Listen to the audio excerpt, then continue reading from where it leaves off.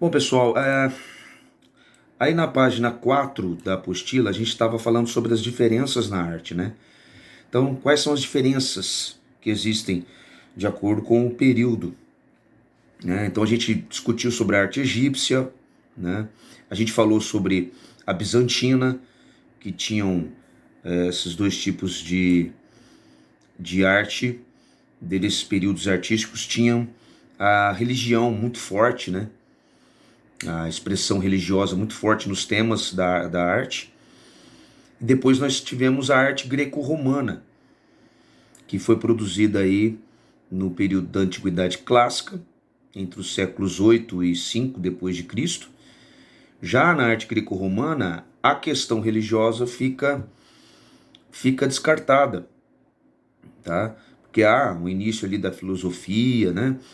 Então, questionamento de tudo, inclusive da fé. Então, os artistas greco-romanos, eles buscavam já uma perfeição estética de acordo com o antropocentrismo, que é onde o homem está em primeiro plano, né? Está no centro da discussão. Então, e eles valorizavam as relações de proporcionalidade, né? De simetria, de perfeição, vamos dizer assim. Depois entramos na questão do Renascimento mais para frente. Então vamos falar um pouquinho sobre a arte greco-romana, tá? A arte greco-romana, ou greco-romanos, que é o objetivo no plural para tudo que for comum aos gregos e aos romanos, né?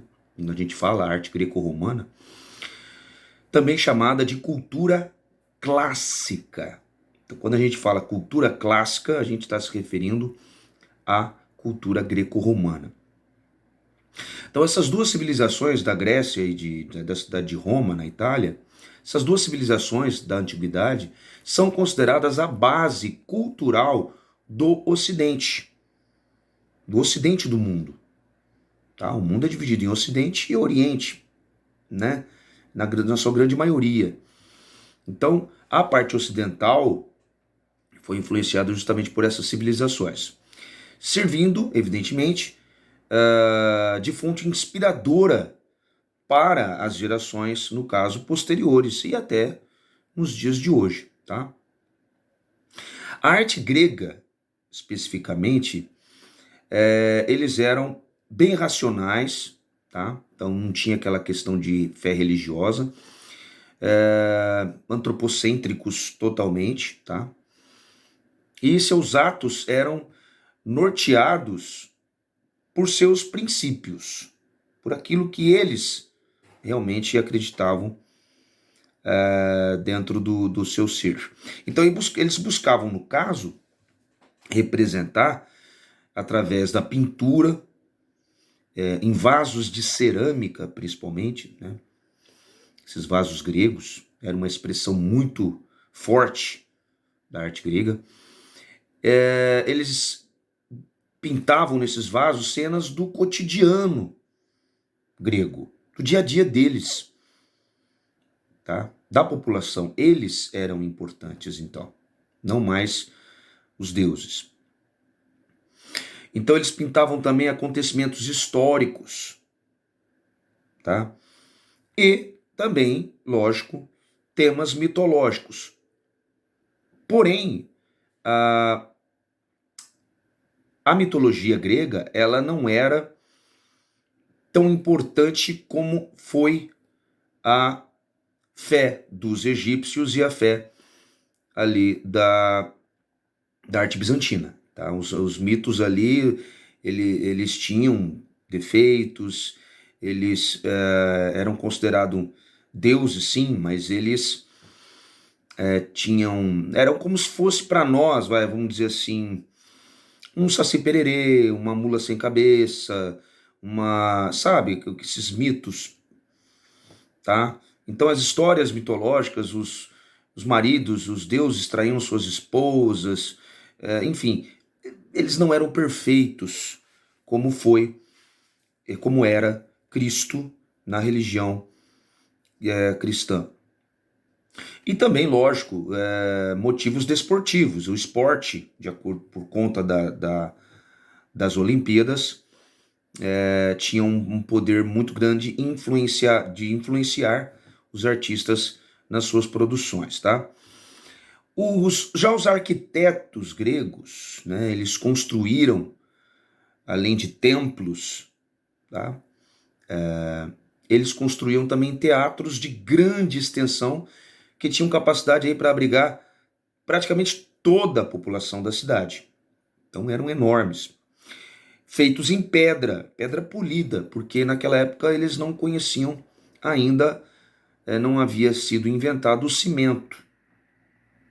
Então eles eram constituídos por um espaço circular ou semicircular, né, que continha, no caso, o altar, né, que é chamado de altar de Dionísio, chamado de orquestra, né, onde o coro cantava, dançava, os atores ali representavam, né, peças teatrais, contando as histórias dos deuses, enfim. O palco ali era o altar de Dionísio, que foi muito lembrado, o deus Dionísio, né, o deus do vinho, o deus das artes. Depois se tornando Baco, né, em Roma, mas é o mesmo deus. Então, os escultores, no caso,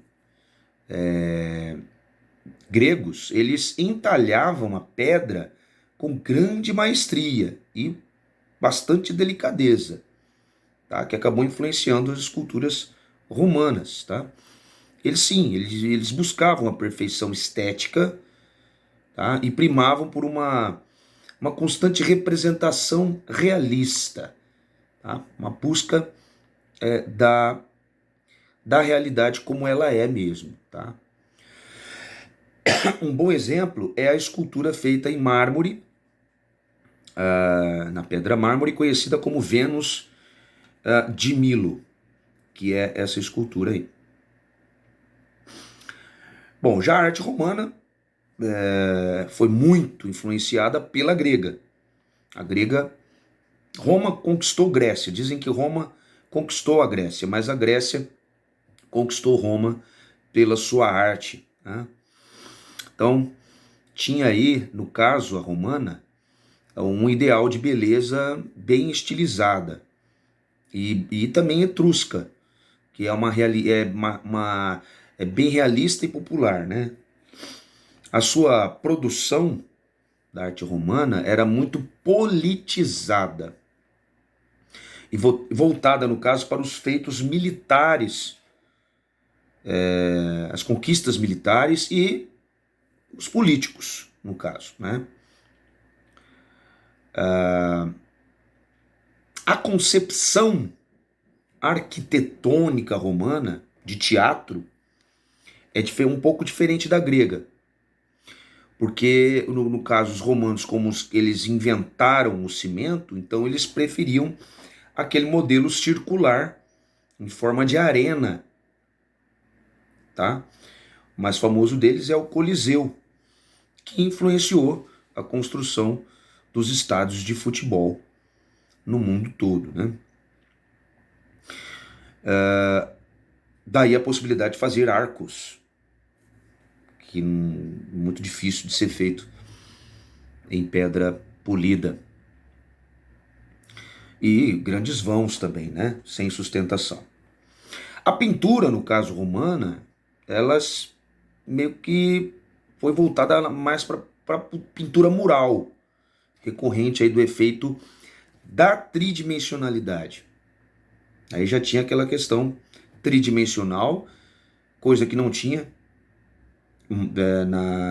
nas pinturas bizantinas, por exemplo, né, como a gente viu, e o uso de cores bastante saturadas por meio da técnica do mosaico, ainda usando essa técnica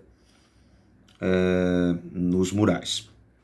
A escultura romana, ela está bastante ligada à cultura grega, tá?